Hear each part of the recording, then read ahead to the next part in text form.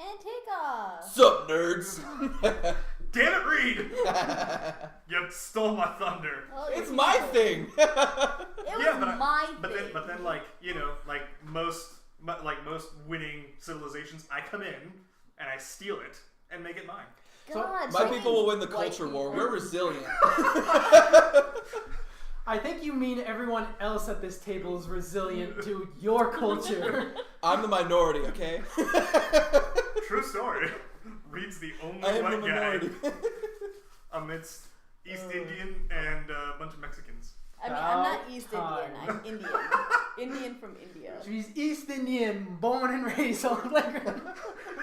Is what I spend most of my days. Wow. Alright. But she would be one of the bullies that picks on the Will Smith character. She would be one of the Okay, bullies. hold on. I can totally see He her was not like. a bully.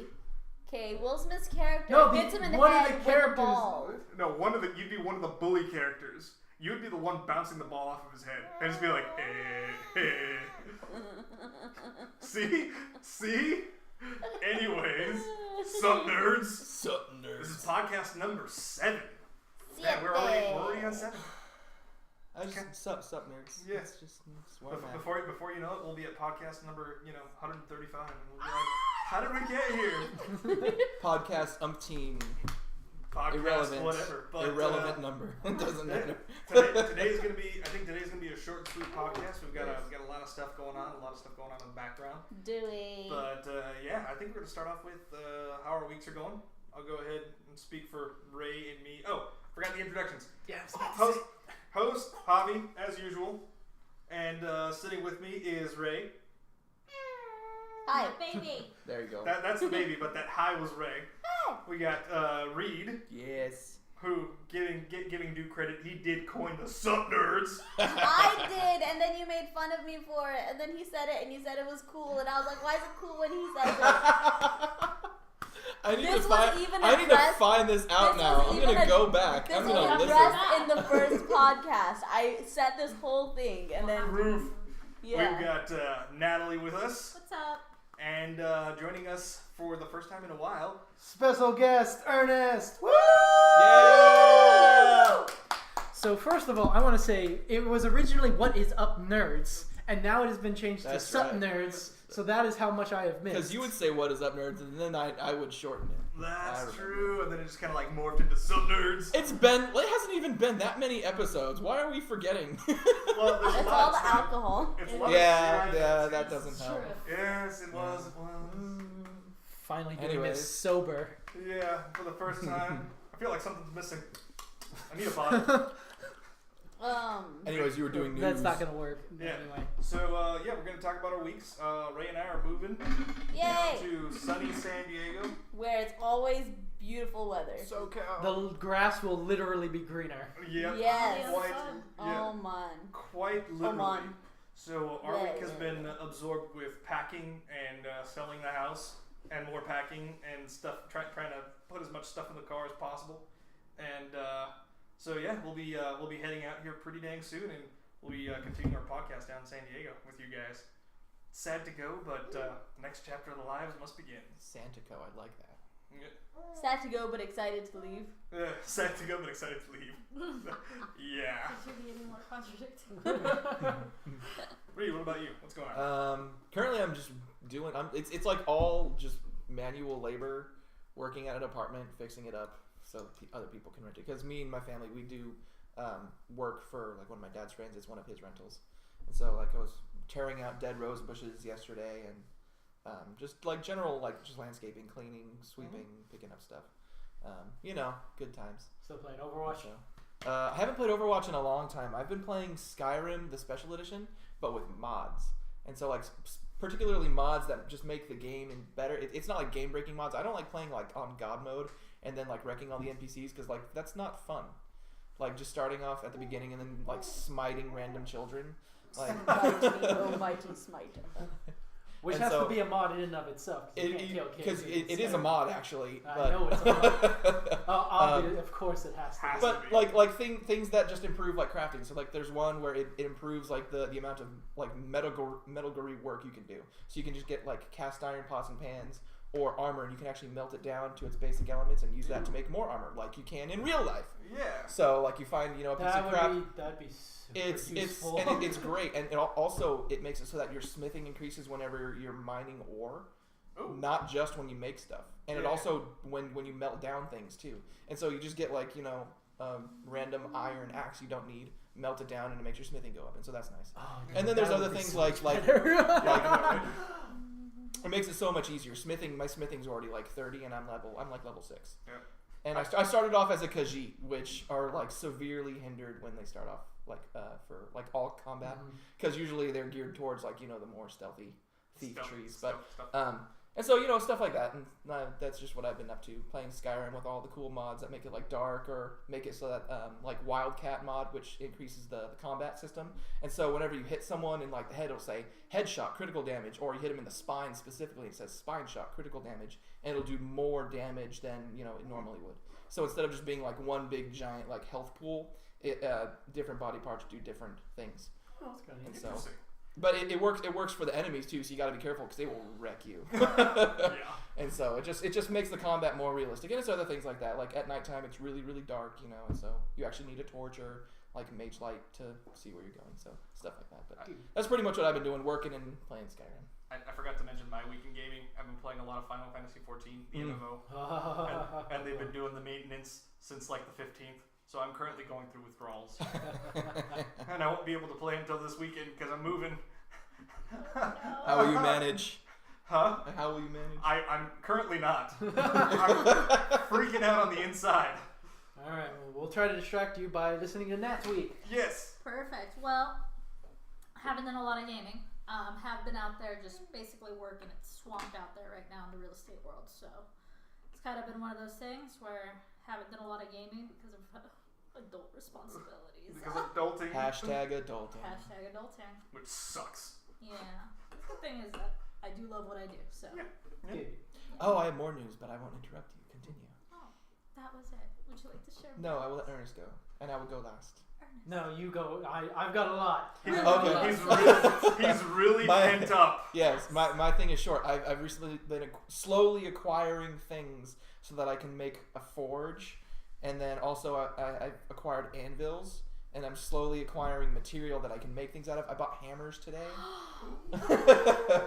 I bought a ball peen hammer, and then just like a normal. It's not like a sledgehammer. It's just a 2-pound like square head hammer. Good for hammering. Good for hitting stuff. And so good for hitting things, but not so heavy that I can't move it. It's not like a 9-pound sledgehammer where that like doesn't really make sense. Yeah. And so now I'm just working out like where I'm gonna do it in my backyard. Like my family's been like purging all of our crap. Yeah. And so it won't be too long until I can find a good place to set up. Yeah. But I went and bought like a 2-inch black iron pipe along with like a T-fitting. Yeah. And I'm gonna use it to rig up a blower system. I'm gonna hook up a hair dryer. Yeah. And then like fix it to one of the pipes so it blows up through the bottom of the grill that I have. Yeah. So I have a good air supply so I can heat up the coals nice and hot. And then it's also a grill with wheels so I can wheel around my forge. That's so, awesome. I'm excited. All right, Ernest, unload. Yes. So it's been a minute since I've been around, so a lot of stuff's happened. Been a spell. The reason I haven't been here is because I was doing a production at my theater, which wrapped up this weekend. So that was a lot of fun to do. In terms of gaming, let's see. I covered a lot of ground. The big one was Persona 5. But before I get into that, I'm going to say what that spawned off of and from. Basically, what happened is, as I was playing Persona 5, I did that, and then I realized, well, I've got this kind of Persona fix. So I picked up the spin-off for Persona 4 Dancing All Night, which is a rhythm action game. Remixing like fun. DDR? Pretty much remixing all of the music from P4. That was super fun. I'm currently watching a movie cut of the cutscenes from Persona 3, the FES content, which was additional DLC content that I never got to play for Persona 3. Man, you got it bad. I know the feel, bro. Post Persona 5, I've started up Neo and Nier Automata. Neo is basically the samurai Dark Souls. That's what everyone's calling it. The short. Oh yeah, I've version seen that. of That it. looked really good actually. It's because I just got this particular itch for that type of gameplay because I'm watching a playthrough of Dark Souls right now. A masochist game. Because I didn't. The thing about Dark Souls series is that yes, it has this challenge, but it's a very open type of map. Yeah. You basically start and then you just explore. Mm-hmm. And what I really liked about Demon Souls in particular, and Bloodborne had this to a certain extent, but not as extreme as Demon Souls, is that you go to this area. Yeah. You explore this area. You finish this area. You beat the end boss, and then you go back to your hub, and you start another area. Gotcha. Dark Souls, I should say, is just, here you are, go. Oh, yeah. Dude. And I don't like that. Uh-huh. Namely because, A, you can easily just waltz into an area you're not supposed to go to because you're way under leveled. You're not prepared for that particular area. And B, it's for some reason my brain just, it's too much. Yeah. That particular style. I would rather, for this type of game, be funneled into a particular area that has an A point and a B point at the end, which Neo does. It's a mission-based structure, so you have this big hub map, and then you can go into an individual area, and this is your area. You will beat this area. Yeah. And then once you've done that, you go back to your main hub, and you pick another area, and you do that, which I prefer. Nier Automata, it is a sequel to a kind of cult classic game, Nier, which is a spin-off of itself of the Drakengard series. Wait, Sounds like yes. game. Dragon Ball series? No way. Yes, it is. Nier is technically a spin-off of the E ending of Drakengard 3. What? And It's that's like- going it's like- way back. Yeah, so it's in there. The more you know. It sounds like game Inception. It's just Yeah. a game Bas- within a game within a game. Basically, Within the dream of a game. currently I've been bouncing back and forth between Nier and Neo. I've just gotten to the point in Nier Automata where I have met a character from Nier that I recognize. So now those universes are fully connected in my brain. It's like, okay, so I've seen this character. He ran off. I don't know. I know him though, but I recognize him. Yeah. So stuff is starting to connect, and it's Yeah. going to be interesting how it comes from the end of Nier, because Nier had 5 endings, Yeah. and I'm not entirely sure which one was the canonical ending, but I think I have an idea of which one it is. Yeah. But there's that. But basically, that's all of the stuff that's happened after Persona 5. Yeah. I feel so unaccomplished. Here, Ernest is talking about, like, and I started this world, and I started this world, and I'm like, I played Final Fantasy 14. I can't even play. You've just progressed your experience tree in this world. I started fishing. That's what I did. That's what I've been doing for the past, like, 2 weeks. But Just you like, also moved. yeah, that too. Well, And we see- haven't moved yet. You are in the process of moving. You're like 95%. I'm talking there. specifically in the gaming world.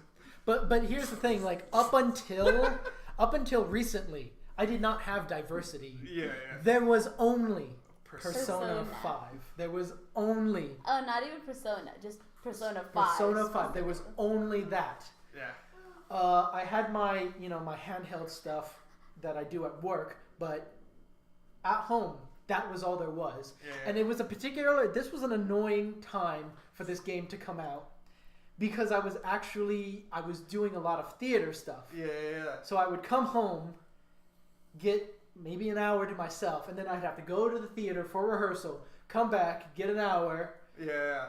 and then I went to bed because I have to go to bed early, otherwise I won't wake up for work. Yeah. And that was my first week with the game. Oh god, that always happens. And then because I'm a supportive person of the arts, I remember my very first week was I got 2 hours. That Friday we didn't have rehearsal, but my friends were in a performance, so I went and saw them. And then that was the start of the Persona weekend, where I went through like I got through 4 hours in those first 4 to 8 hours, and then I bumped up to 20 hours playtime throughout that weekend. And then the last month has just been Persona 5 until I beat it recently. That is my favorite game of all time. Even though it's Mass Effect. Nothing. Persona 4 and Batman Arkham Asylum were the second placeholders, and to me, they do not touch P5. Despite it having flaws. Yeah. It has flaws, and I will go over them. It grabbed me in a way that no past game has ever grabbed me before. That's fair. And I'm thinking about what's coming out in the future, like for this year in particular. The real big one that is on my radar is Red Dead Redemption 2. Yeah. And I don't even think that's going to come close. Did you play the first one a lot? First Red Dead? Yeah. Yes. You don't seem like the kind of person that would like a game like that. No, I played it a bunch. Like I played pretty much all of Played the Rockstar's crap out of games. that one. Yeah, I am He's John like, I Marston. killed Bigfoot. I've put 3 full playthroughs Okay. on Red Dead, like pretty full completion, at least all side quests for the most part. Yeah. So yeah, I really dig that, especially because I have an affinity for the Old West type. Yeah, makes sense. Yeah, that's the only reason why I did like those games actually. One for the Wild West, and two because like it's not like when you play Grand Theft Auto where it makes you like the bad guy, like God of War too. Yeah. Like do this horrible thing. It's like, well, I don't want to do the horrible thing. It's like burn the orphans. I don't want to burn the orphans. What if I'm nice? What if I want to save the orphans? You can't. You have to eat them. Kids You must blood. eat all the orphans. And it's like I don't want to do that. Meanwhile, you're just like pressing on. You're just like, yeah. Press X to eat orphans. I don't want to. You press triangle. You eat an orphan anyways. You're like no. But Anyways, sorry. like I said, there are flaws.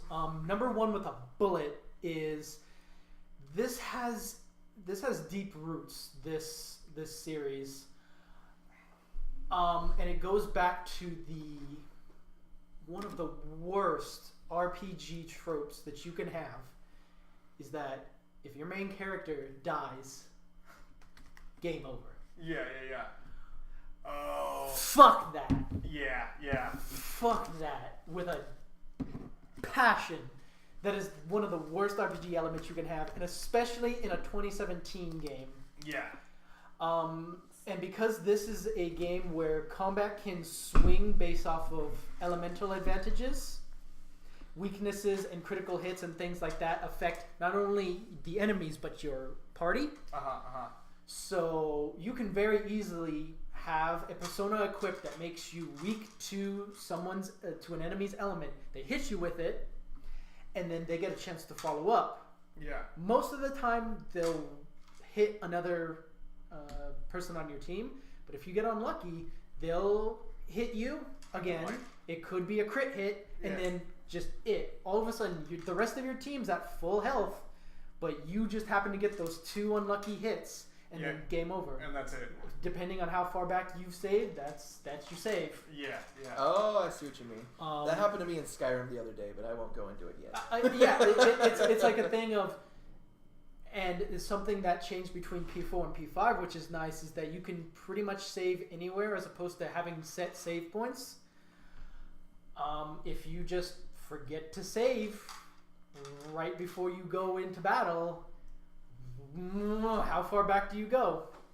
Who the hell knows? Such a great story. And it's such a pain to do and such a pain to deal with. I don't know why they still have it, but it's there, and it's it's a frustrating thing to have in a 2017 RPG. Yeah. But and there are smaller details that I could go into, but for the sake of time, I'll just say, despite its flaws, and despite stepping back and making individual analysis of like characters and settings and things like that, Persona 4 Golden is probably the stronger some of its parts experience, but Persona 5 just wove a better story.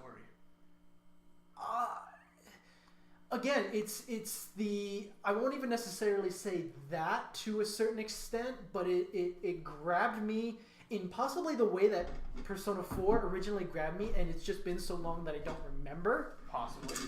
But right now, I just, so much love and affinity for Persona 5, which I would like to segue into our topic of discussion for tonight, which is what game and what experience have you had with gaming that has wrought an emotional reaction from you? It doesn't have to be large, it doesn't have to be significant in any way, shape, or form, but just some type of reaction. Yeah. I will actually go first to help set the example. Okay. So I think about games like Red Dead Redemption and the end of Red Dead Redemption and the end of The Last of Us. And I'm going to go ahead and spoil Red Dead Redemption because its sequel is coming out this year, and it's been a hot minute since that game came out. Yeah. The end of Red Dead Redemption is you having a no-hope shootout. It is literally you versus like 20 federal agents, and you're just destined to get gunned down. Yep. But at least you take 6 of those mofos. You can take some of them down with you. All 6 on the one. Oh, jerk. we're all 6 on the one. That one guy. The one guy. I'm gonna pick Carl. Why me? That did not emit an emotional reaction because I looked at the mechanic of that. Yeah. I was looking at that particular situation and go, that is a great setup as a set piece. Yeah. I think of the end of The Last of Us, which I won't immediately spoil, but it's a good set piece. And another particular instance, it's not a game, it's the movie Inside Out. For those who know, there was a particular emotional moment in that film.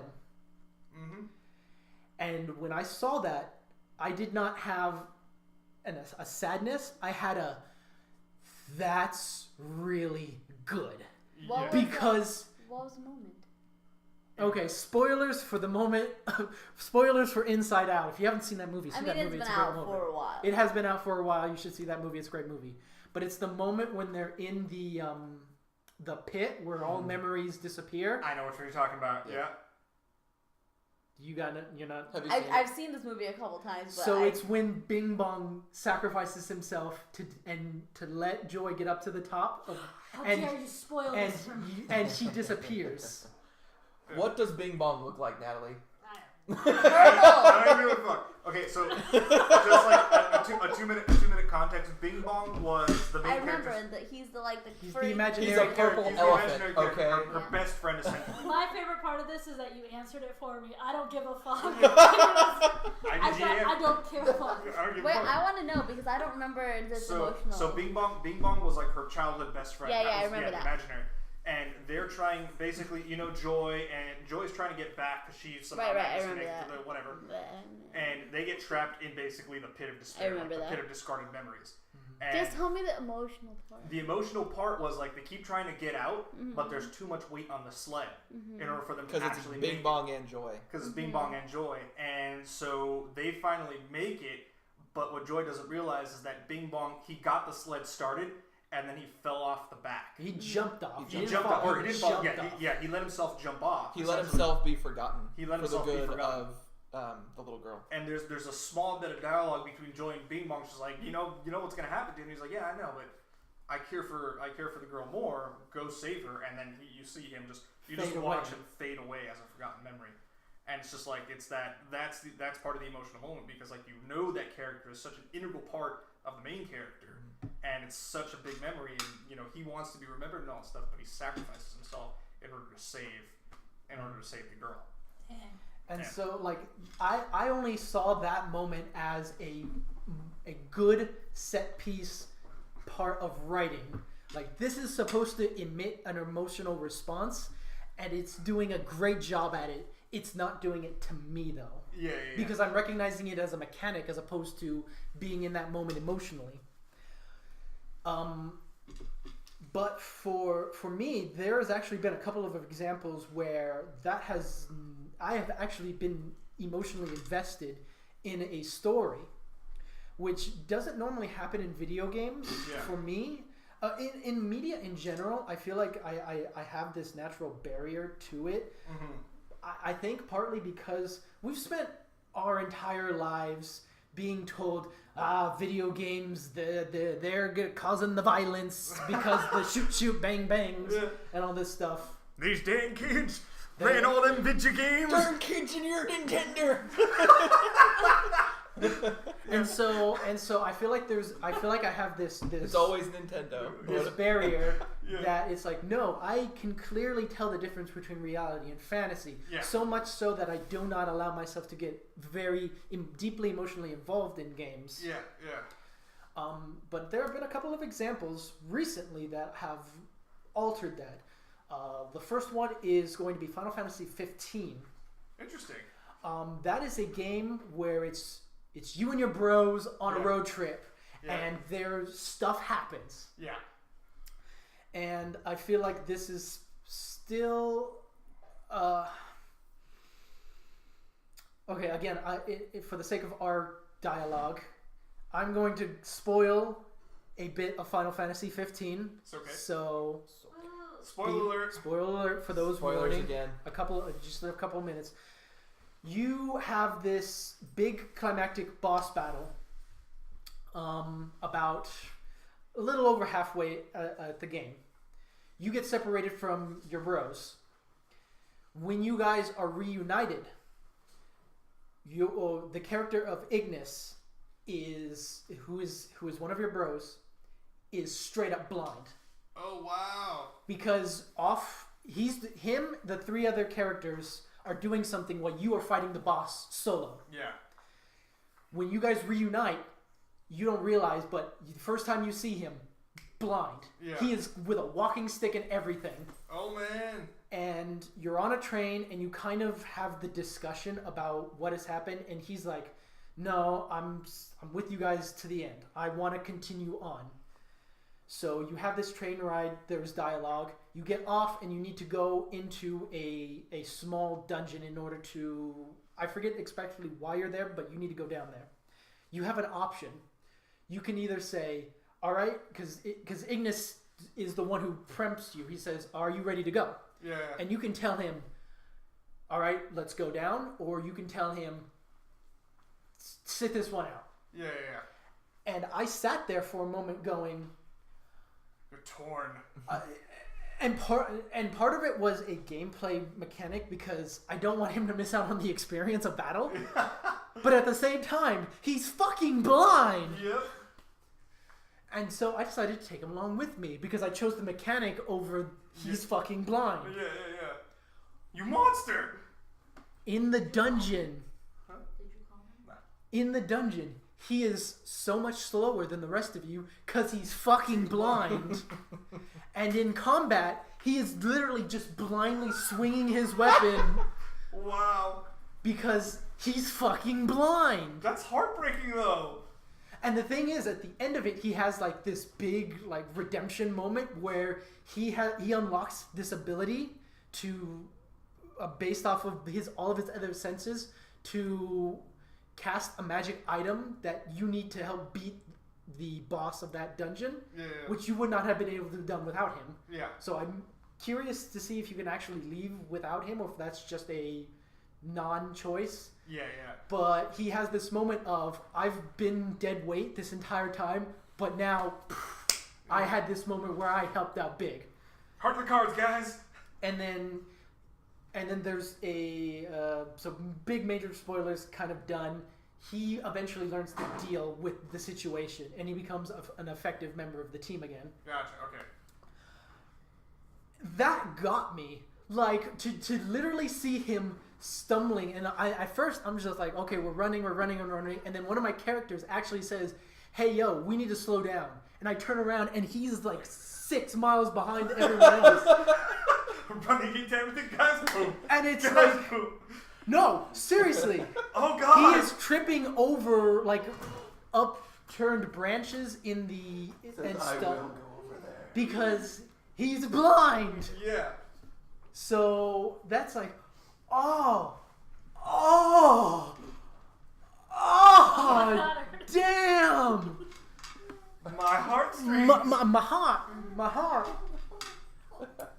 And then the most recent example I have of that is Persona 5, where there are moments where I literally laughed out loud at what was going on in the events of the story. One example is you are in a house during a thunderstorm. You were trying to look for another character. And what you're doing is basically, okay, you can't find this character. It's thundering. The house is kind of creepy at this moment. And you're like, okay, let's just get out of here and regroup. You have the main character and another side character who's normally pretty tough. She has a hard exterior, but in this one moment she's like scared of lightning. So she's like, can I hold your hand as we walk out? Yeah. Wait, how old is this character? It's a senior in high school. You play a Japanese high school student in the Persona games. So you have this moment where you're about to walk out. There is a thunder crash, and the character goes, ah! And then Wait, how? Yeah! Exactly like that. You didn't think I'd do it. So too. And at that moment, there is a subtle camera pan to reveal that directly behind you is the character that you're looking for. So of course, she happens to turn around, sees the character, there's another thunderclap, and then she just bolts out the door. And it's like... And there's a lot of moments like that in the game where...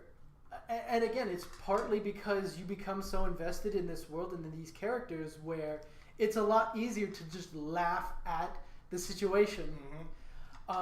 There is literally a line in the game where a character says, "We are the Phantom Thieves and we are here to steal your bride."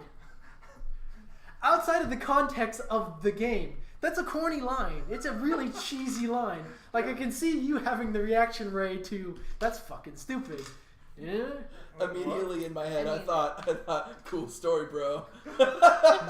Exactly. Because that's how I react whenever like I'm playing anything and somebody like they come up with some threat and it's like, oh, okay, right, okay, let's do this then.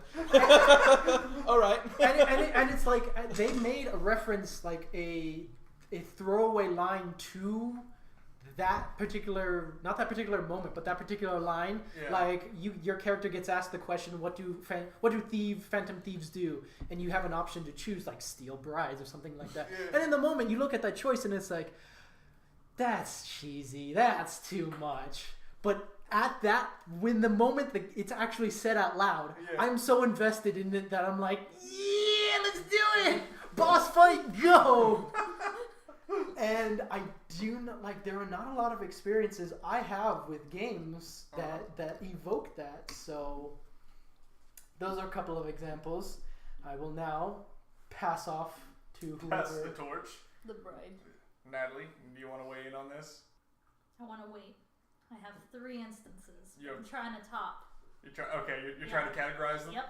Reed, do you want to go? Okay, so I'll go through a couple different emotions. I'll talk with my experience playing Skyrim the other day. So, like I said, I'm playing with mods on, and I'm also playing on a higher difficulty than I usually would. I'm playing on like Adept, which is like the equivalent of like hard mode. So you do more damage, but they also do more damage to you. And plus, I'm playing with the mod that increases lethality in general. It's like 1.5%, or no, it's 1.5%. No. It doesn't matter. Doesn't matter. Go on.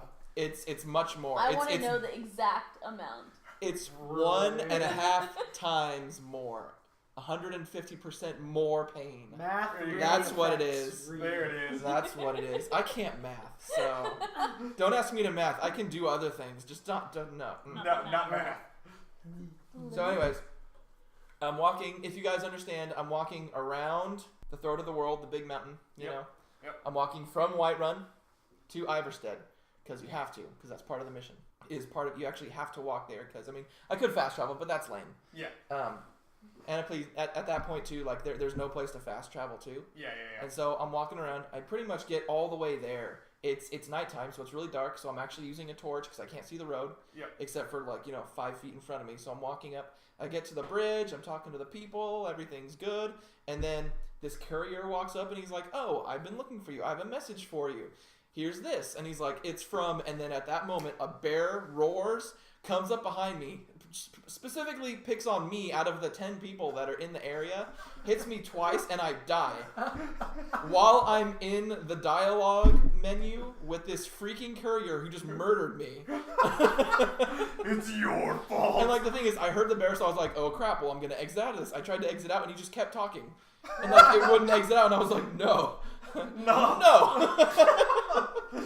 And so I died. And I loaded it back up, and it was at a spot pretty much half an hour earlier. I still had to. I was down at the bottom of Riften, and I had to walk all the way up the mountain, fight the stupid troll again. It's just annoying. And so I was really annoyed, and I was like, you know what? Whatever. I just turned off my Xbox.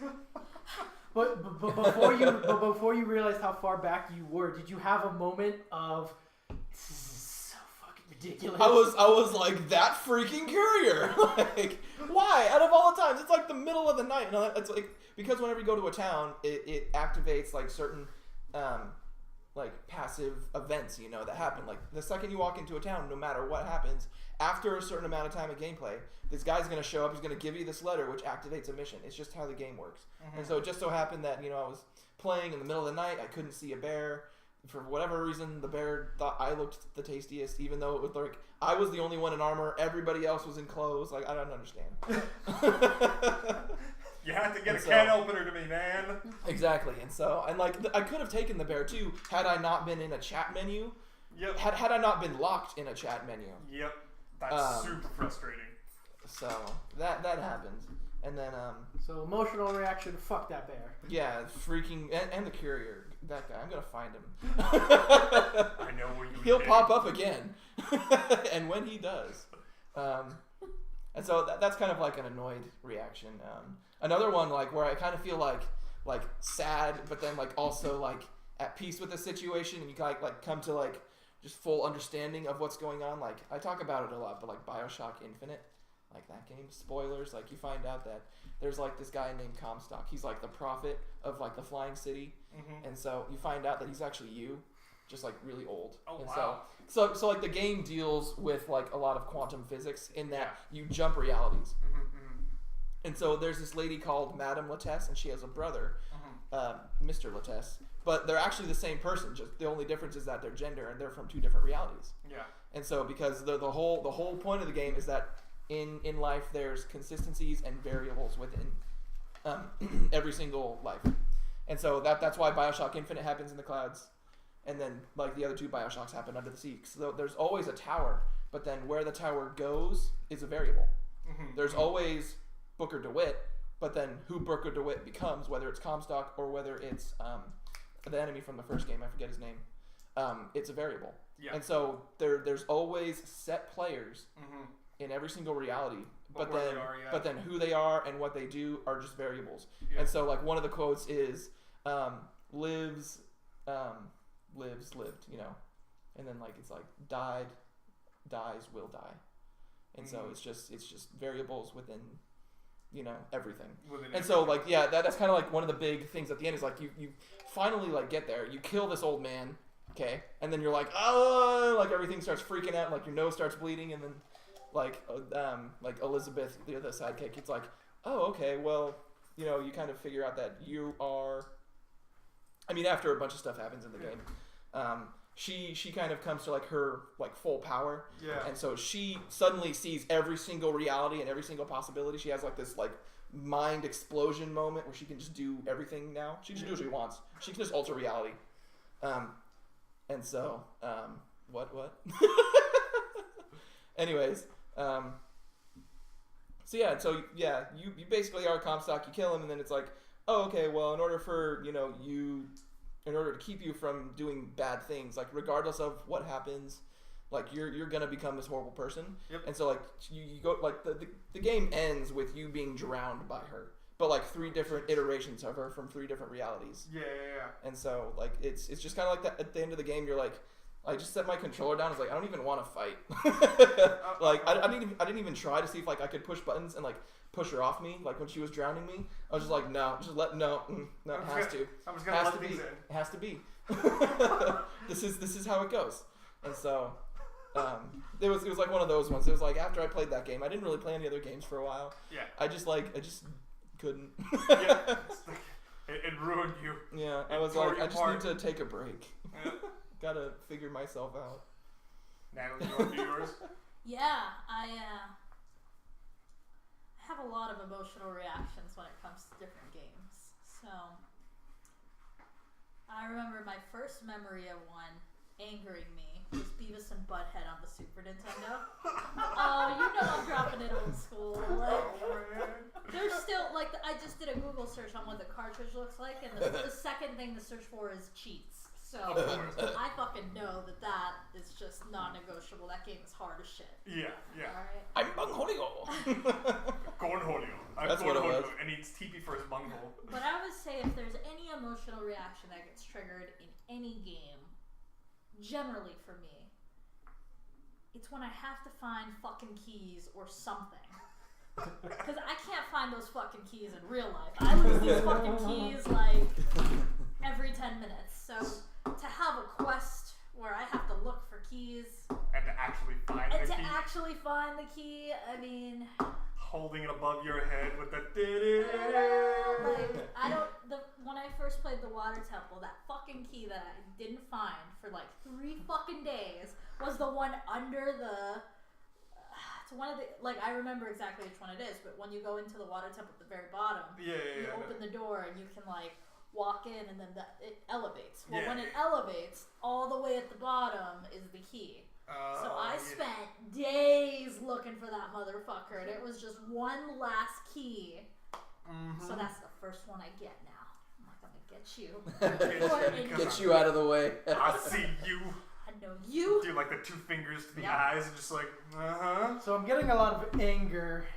A lot of anger. I didn't even cover Halo. I think that's a whole, I didn't even cover FPS games. Okay. I think that's a topic for another day. I mean, like whole BioShock Infinite is technically FPS, but it's not multiplayer.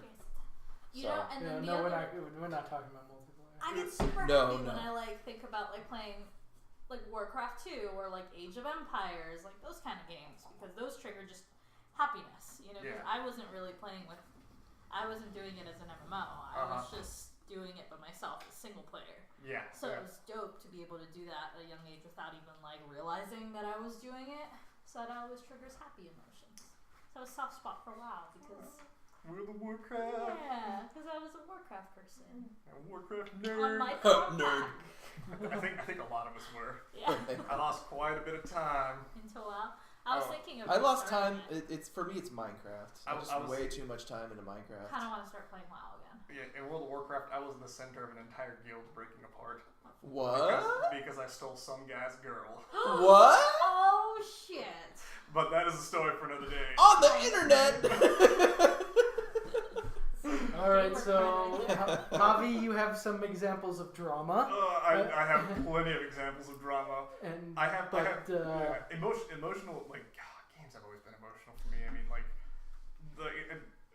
not to preface it, but it's kind of like for me, video games have always been. I was bullied and teased as a kid, so video games were kind of like my escape in terms of like feeling like a hero, feeling like a badass, or doing all the things that I wish I could do. I've always loved it. It's my escape. It's my fantasy world. It's what allows my imagination to kind of soar. So video games in general have a very strong emotional response for me. The short one, I play a lot of MMOs, and I don't necessarily strive for attention. I like being really good at what I do. And the one memory that I have was playing Dungeons and Dragons online. My favorite character was the Ranger. Was always the Ranger, and my character's name was Arnon. It's spelled Arnon, but it was French. It was French pronunciation or whatever. Arnon. And he was a human ranger, specialized in ranged combat. And I guess the game just really liked me because I would crit like a mofo. Like, regardless. When it's the computer choosing the roles? Yeah, when it's the computer choosing the roles. I just got really lucky. Like, RNGs smiled upon me. So we had a dedicated group. We had our frontline fighters, and there was me in the back line. And, like, they'd always prepare, like, they would prepare these elaborate traps because D&D, DDO, Dungeons & Dragons Online, allowed you to actually, like, disable traps, keep traps online, and, like, run monsters through them and all that stuff. So it allowed you to use your environment to your best advantage. Yeah. So they would, like, create these elaborate scenes, and, like, so I'd see the monsters coming in, and, like, the front line would be like, oh, yeah, we're getting some action. I'd just be like, pew, pew, pew. Okay, they're dead. Let's move on, guys. I'm like, damn it! So, like, the part that felt really good with me is because, like, we had our rogue scouting ahead, and they're just, like, it was kind of like a precarious situation because there was a high road and a low road inside a dungeon, and the high road was the dangerous one, and so they were just like, nah, I don't feel good unless, I have Arnaud out here with this bow, and I was just like, yeah, that's me. So my ears are burning. My ears are burning. But that was kind of like a point of pride for me. Like, yeah, I'm good. I'm good. So that was the short one. But as far as visceral, emotional responses to games, I tend to, I'm kind of like on the other side of you, Ernest. Like when I read books, when I watch movies, I remove that barrier, and like even though I know what the difference between fantasy and reality is, but I allow myself to get just like absorbed into that world. Like it's just I lose myself in either the movie or the book or the video game. And there hasn't been a game yet, although the way you talk about Persona series, I may just pick it up and just lose myself in that too. But for me, the game that's done it has been, and I've mentioned it many times, Mass Effect. Mass Effect 1, 2, and 3, and it's just that, and even Andromeda, as mixed reviews as it got, due to the dialogue and all that stuff, there have been so many moments in that game where I laugh with the characters, or I legit cry. Spoiler alert for those of you that are just getting into Mass Effect Andromeda and trying to get through the original Mass Effect series, when Mordin Solus died. What? Saving. You were there for that. You what, mate? When Mordin Solus died to cure the genophage, I allowed him to cure the genophage. I was always like the good shepherd. So I allowed him to cure the genophage, and I tried to save him as much as I could, but just like that whole scene, the way it was done, he's going up in the elevator, and he's like going and putting his thing. He's so nonchalant about it as everything's crumbling down around him, and he was just like such an integral part of my team in Mass Effect 2. That it was just like, I was like... He was a Solarian? No, not he was a Solarian. Yes. Was he Solarian? He was the Solarian doctor. Yeah. Okay. Mordin Solus. The guy who does the Modern Major General song that you can make him sing? Yeah, that guy. I am the very image of a I am the scientist very Solarian. model A model of a scientist Solarian. Because it was his version, yeah. Yeah, it was his version. So, I was bawling at that scene because, I love the character. I was invested with him, even though he wasn't necessarily a mainstay in the team that I usually pick. Like, I always went to him for, just to see what he'd say, his advice and all that stuff, and I, valued his scientific input. So, I just bawled at that. And then when I found out that, you could romance Tali, and that actually turned out, okay, I was kind of like, he was like, I'm getting me some Quarian. But no, all of that stuff, and then the dialogue, especially in Mass Effect 3, I think Rex really showed through, like his character, his personality. It started in Mass Effect 2, but it really came out in Mass Effect 3, and he had some of these one-liners that were just like the dialogue between him and some of the Solarians, some of the stuff that he would say was just hilarious. Like I loved his attitude, and just like the whole series, like the fact that you're like fighting against time, fighting against impossible odds, and you still kind of manage to make it through. It was, I get choked up just thinking about it. But, for me, it would be Mass Effect 3. Goody. Yeah. Ray, do you have anything? Kind of. I was going to mention the Solarian also. So I haven't played a whole lot of game. Well, I mean, I guess I have, but I haven't really gotten emotionally invested in any of them. Mass Effect, I would say, is the most attached I guess I've gotten, and that was only because, or not only because, but like the music for it, like the soundtrack was really, really well done, to the point where before I ever played the games or had any exposure to it, if I heard the track, what was the song, babe, that I couldn't listen to? Oh, it was Farewell Earth. It was Mass Effect 3. It's when it's I during the haven't scene even when gone through Mass Effect 3, so Yeah. I just know it's like a. But you have a song that triggers. It's like that, like your entire inside just like crunch.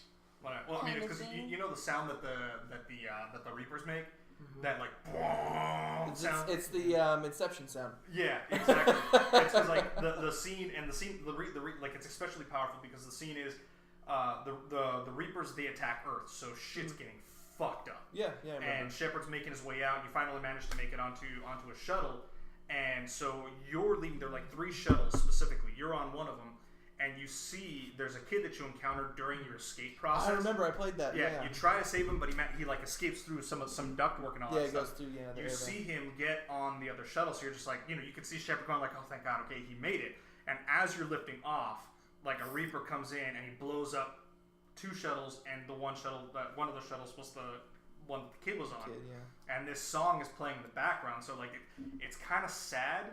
It's almost kind of like a farewell departure song, but it also has those like that strong Reaper sound, which kind of like adds that element of terror, which is cemented by the fact that you're seeing like it's one thing to see even digital soldiers die, because that's what soldiers do. They die. But this is a situation. Yeah, I mean, that's what happens in war. Like you expect casualties, but then like you see a child in a shuttle, and normally video games are like, no, the child makes it regardless. Yeah. No, like you see this kid get on the shuttle and it blows up, and you're just like. That's how Gears of War 3, The Shadow of Ram, the DLC was, actually. Yeah. It starts with your team going, and you're evacuating the city because the Krill storm, you can see it on the horizon. It's just a giant cloud filled with these like piranha, I mean, if you haven't played Gears of War, I mean, if you have, you should know what krill are. Yeah. But I mean, if you haven't, it's like flying little locusts that are like piranha, and they just like come in swarms and they eat you. But anyways, and so it was one of the weapons, and so they're evacuating this city, and the beginning sequence is you evacuating everyone. You get everybody onto this car, this super heavily armored transportation vehicle, and then like it's the same thing. Like you put this kid on, and like all women and children, and like these civilian men and everything. And then, like, it starts to drive away, and then, like, there's a big explosion. The ground sinks in. The car's on fire. It gets launched somewhere else, and it's, like, totally trashed. Yeah. And then a locust come out and start shooting. And at that moment, like, you don't feel sad. You feel rage. You feel just pure hatred and anger, and then you just murder everything. Yep. And so, it's I mean, good. It's good fuel. For this, it's not so much rage as it is. Maybe it is terror. I can't really identify the emotion. I just know like it's the same feeling I get. Like so I drive a stick shift. It makes me want to chainsaw the enemies in the face, which luckily you can do in Gears of War. Yeah. So. Well, I was gonna say I drive a stick shift, and my car sometimes sticks when I'm switching into third, and that sound that it makes. The grinding gears. I have a visceral reaction to that where like. Everything just like hurts inside, and I can't breathe, and it's just like. And you just see the little kid exploding. Yeah. No, I mean that's definitely what Mass Effect 3 was like specifically because like 1 and 2, you're fighting against an enemy and all that stuff, but for the most part it's like typical video game stuff. It's just like you're the hero and and the they're the bad guy. The assassin. Oh yeah. The bug guy. Lieutenant Bastard Kai Lang. Bastard. That's thanks to Garrus Vakarian, but I'll never call him anything else. But I mean, the thing is, like in Mass Effect 3 specifically, it's just like again, it's so 1 and 2. Yes, you have bad guys, and like they do abduct, they abduct civilians, so on and so forth. But number 3 is even more visceral. It's just as visceral because like, so this is not just an attack on the militaries of the galaxy, but like it's a full on like takeover. And what they do is they assimilate the races. Okay, they assimilate the races that they, not that they conquer, but that they manage to overcome. Mhm. So like you're literally fighting, you know, people that you fought with. Mhm. So you know the Banshees; those are Asari, Asari. yeah. Yeah, the Banshees of the Asari. You know the standard not the cannibals, but they were Batarians. I forget what they were called, like the standard foot soldiers and all that stuff. And you know you see Turians and all that, but like just bastardized. They're kind of like abominations. it's like zombie cyborgs essentially, Yeah. because they're the big like electric spikes. Yeah, You have to exactly. stick them on, and it transforms biology into technology, and Yeah, it's exactly. kind of this unholy Yeah, cross. yeah, it's some holy cross, and you're just like you're sitting there going like, because like you know what's happening as like worlds are being consumed and all that stuff. On a lighter note, also, I just wanted to say I have not played through Portal, but just because like Love that game. because That's- like Hobby quotes it to me a lot, and I've seen like clips of it. The lemons. The lemons. The lemons. Yeah, like it wasn't like a huge emotional attachment or anything, but it makes me laugh, and it's like, I don't yeah, want your effing lemons. burn the house What am I down. gonna do with these? I'm gonna have my engineers invent a combustible lemon to burn your house down. Yes. Oh god, I love that rant. But It's a kind of rant that like made me want to play through it, or like Yeah. watch someone play through it, just so I could like Eventually, go through in the time, dialogue, yeah. yeah, go playthrough's coming. Yeah. Oh, the slow clap. The slow clap was hilarious. Is that also from Portal? That's also Because from Portal I've too. never played it. I've seen like the big moments, Yeah. Well, just like to give it here before we go into our wrap up, because we are kind of reaching the end of our time. But like, so GLaDOS is the main enemy from Portal 1. Yeah. Portal 2, you still kind of face her, but something happens early on. And I mean, I'm kind of spoiling Portal 2, but I mean, again, Portal 2 has been around for years. It's so- a puzzle platformer. Yeah. So if you don't know what Portal 2 is or don't know what the story is at this point, shame on you. But anyway, so like in the kind of beginning, somebody takes GLaDOS's place, somebody that shouldn't. So GLaDOS's CPU, or I guess like core memory, kind of gets like forcibly ripped from the mainframe. And the way she survives is because like her power's starting to die, and she's like, okay, if you help me, I'll help you, because you're obviously going to die here, and I know what's going on. So the way you power her is by strapping her to a potato. The potato becomes the battery. I've seen that. And Yeah, you the attach her potato to battery. your guns. And you attach it to and your she's gun. making snide comments as you puzzle through the rooms. Yeah, and you're puzzling through the rooms, and there's like one point where you kind of screw up a little bit, and basically you're just on this like miles-long fall. I mean, the fall lasts for like a good minute and a half, 2 minutes Wow. in game, and like the entire time she's just like ripping you.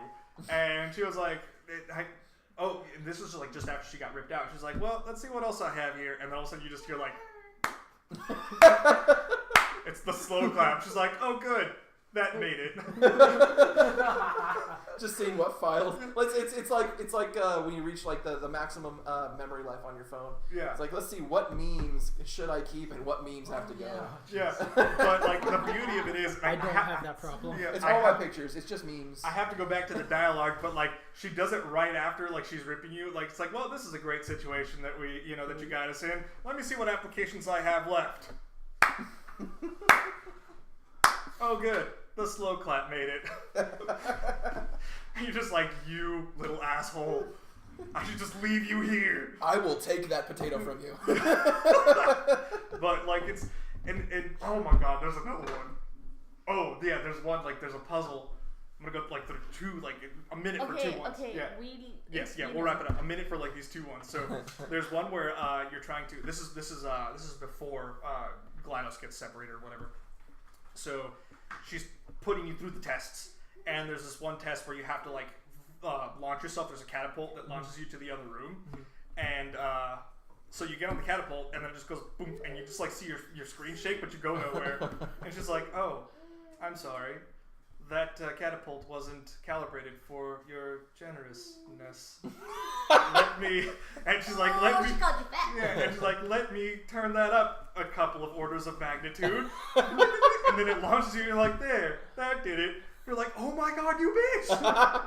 So, and then there's another one later on where I guess she's commenting on your problem solving ability. It has absolutely no bearing on how quickly you solve the puzzles. Yeah. But she's like, she says something I think on the effect of like, if your parents saw what you were doing right now, I don't think they'd be very proud. Let's call them. And then like she dials, but it's obviously like she's dialing herself. Yeah. And it's like, hello, we are your parents. We don't want you anymore. Goodbye. And she's like, oh, how sad. Like, wow, you're terrible. But just the dialogue there is amazing. So, yeah, no. Anytime I've ever seen any video from Portal, like it's all commentary. So cool. Like not I wouldn't even play it for the puzzles. I just hear or just play it to see what they say. The dialogue. Just to see what they say. Yeah, the dialogue's amazing. And one last thing before we wrap up. The fact, again, back to Mass Effect 2, I believe. The fact that there is a version of Lethal Weapon that you can listen to in that game. Hilarious. Really? I don't think I remember that. We'll talk about that after we're done. Yes. But it's time for the wrap up now. Yep. So now we're wrapping up. Thanks, guys, for listening to podcast number 7 for Las Vegas Gamers Unite. It will be Ray's and mine final podcast here in Vegas, but we will continue the show in San Diego. We'll be doing it remotely. For now, just to give you guys a heads up, we will be shifting our recording time Saturday. That doesn't really affect you guys as much, except that we're going to be posting on Sundays now. So recording Saturdays, posting immediately the day after on Sundays. We're going to try that out for a couple weeks and see how that works. As opposed to our regular posting schedules on Thursdays.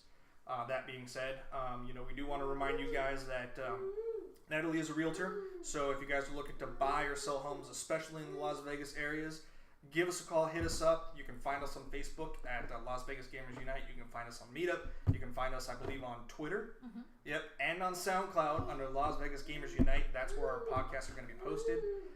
Even if you're outside of Vegas, give us a call, let us know, because we can definitely refer you to agents in your area. And on my end, I am a real estate investor. Reed here is one of my team members. So I'm kind of showing him the ropes on learning how to invest in real estate. And so if you want to learn how to make passive income, quit your jobs, and basically lead the financially free life that you've always been wanting to lead. So you can play games all day in your mom's basement? So you can do what we want to do, play games all day, and that's kind of actually the reason. That's kind of actually the reason we're moving to San Diego. I was able to, doing what I do, I was able to kind of look at my work and be like, you know what, this doesn't satisfy me. I've got an outlet, I've got a source of income that allows me to do what I want to do and still enjoy it at the same time. So we're moving to my mom's basement. For the time being. The short term. But just kidding, it's not really. Either way, go ahead and like our podcast if you like what you hear. Follow us on everything. Yep. You will like what you hear because we're awesome. If not, you're a boring person. Oh, fight words. And on that hostile note, Bye, nerds. Later, nerds. Nerds. Good nerds. Bye. Goodbye.